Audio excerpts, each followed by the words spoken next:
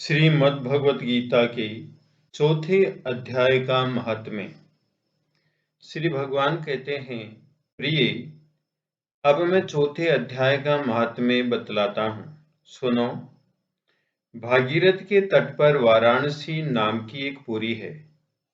वहाँ विश्वनाथ जी के मंदिर में भरत नाम के एक योगनिष्ठ महात्मा रहते थे, जो प्रतिदिन आत्मचिंतन में तत्पर हो आदरपूर्वक गीता के चतुर्थ अध्याय का पाठ किया करते थे।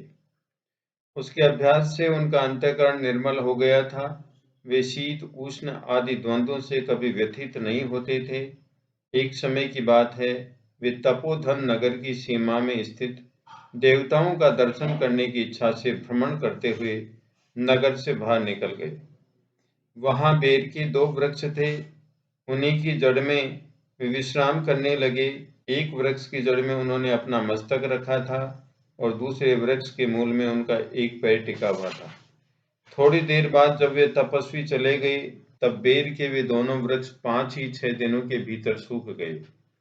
उनमें पत्ते और डालियां भी नहीं रह गई। तत्पश्चात वे दोनों वृक्ष कहीं ब्राह्मणों के पवित्र गृह में 2 कन्याओं के रूप में उत्पन्न हुए। वे दोनों कन्याएं जब बढ़कर 7 वर्ष की हो गई, तब एक दिन उन्होंने दूर देशों से घूमकर आते हुए भरत मुनि को देखा।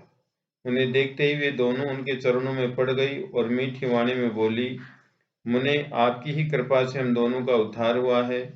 हमने बेर की योनि त्याग कर मानव शरीर प्राप्त किया है। उनके इस प्रकार कहने पर मुनि को बड़ा विस्मय हुआ। उन्होंने पूछा, पुत्रियों, मैंने कब और किस साधन से तुम्हें मुक्त किया था? साथ ही ये भी बताओ कि तुम्हारे बेर के वृक्ष होने में क्या कारण था, क्योंकि इस विषय में मुझे कुछ भी ज्ञात नहीं है। तब वे कन्याएं पहले उन्हें अपने बेर खुजाने का कारण बतलाती हुई बोली, मुने, गोदावरी नदी के तट पर छिन्न पाप नाम का एक उत्तम तीर्थ है, जो मनुष्य को पुण्य प्रदान करने वाला है। वह पावनता की चरम सीमा पर पहुंचा हुआ है। उस तीर्थ में सत्य तपा नाम का एक तपस्वी बड़ी कठोर तपस्या कर रहे थे। वे ग्रीष्म ऋतु में प्रज्वलित अग्नियों के बीच में बैठते थे।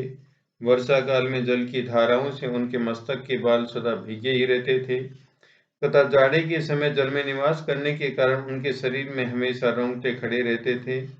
वे बाहर भीतर से सदा शुद्ध रहते, समय पर तपस्या करते तथा मन और इंद्रियों को वश में रखते हुए परम शांति प्राप्त करके आत्मा में ही रमण करते थे। वे अपने विद्वता के द्वारा जैसा व्याख्यान करते थे, उसे सुनने के लिए साक्षात ब्रह्मा जी भी प्रतिदिन उनके पास उपस्थित होते और प्रश्न करते थे। ब्रह्मा जी के साथ उनका संकोच नहीं रह गया था, अतः उनके आने पर भी वे सदा तपस्या में मग्न रहते थे। परमात्मा के ध्यान पर निरंतर संलग्न रहने के कारण उनकी तपस्या सदा बढ़ती रहती थी। सत्य तपा को जीवन मुक्त के समान मानकर इंद्र को अपने समृद्धशाली पद के संबंध में कुछ भय हुआ। तब उन्होंने उनकी तपस्या में सैकड़ों विघ्न डालने आरंभ किए। अप्सराओं के समुदाय से हम दोनों को बुलाकर इंद्र ने इस प्रकार आदेश दिया, तुम दोनों उस तपस्वी की तपस्या में विघ्न डालो, जो मुझे इंद्र पद से हटाकर स्वयं स्वर्ग का राज्य भोगना चाहता है। इंद्र का ये आदेश पाकर हम दोनों उनके सामने से चलकर गोदावरी के तीर पर, जहाँ वे मुनि तपस्या करते थे, आई। वह मंद एवं गंभीर स्वर से बजते हुए मृदंग तथा मधुर वेणुनाद के साथ हम दोनों ने अन्य अप्सराओं सहित मधुर स्वर में गान आरंभ किया। इतना ही नहीं, उन योगी महात्मा को वश में करने के लिए हम लोग स्वर, ताल और लय के साथ नृत्य भी करने लगी। बीच बीच में जरा जरा सा अंचल खिसकने पर उन्हें हमारी छाती भी दिख जाती थी। हम दोनों की उन्मत्त गति काम भाव का उद्दीपन करने वाली थी, किंतु उसने उन निर्विकार चित्त वाले महात्मा के मन में क्रोध का संचार कर दिया। तब उन्होंने हाथ से जल छोड़कर हमें क्रोध पूर्वक शाप दिया, अरे तुम दोनों गंगा जी के तट पर बेर के वृक्ष हो जाओ। ये सुनकर हम लोगों ने बड़ी विनय के साथ कहा, महात्मन, हम दोनों पराधीन थी, अतः हमारे द्वारा जो दुष्कर्म बन गया है उसे आप क्षमा करें। यूं कहकर हमने मुनि को प्रसन्न कर लिया। तब उन पवित्र चित्त वाले मुनि ने हमारे शापोद्धार की अवधि निश्चित करते हुए कहा, भरत मुनि के आने तक ही तुम पर यह शाप लागू होगा। उसके बाद तुम लोगों का मरते लोक में जन्म होगा और पूर्व जन्म की स्मृति बनी रहे।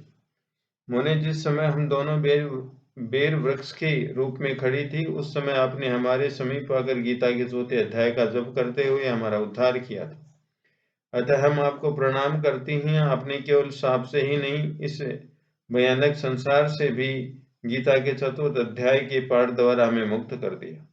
श्री भगवान कहते हैं, उन दोनों के इस प्रकार कहने पर मुनि बहुत ही प्रसन्न हुए और उनसे पूजित हो विदा लेकर जैसे आए थे वैसे ही चले गए, तथा वे कन्याएं भी बड़े आदर के साथ प्रतिदिन गीता के 4वें अध्याय का पाठ करने लगी, जिससे उनका उद्धार हो गया। जय श्री कृष्ण।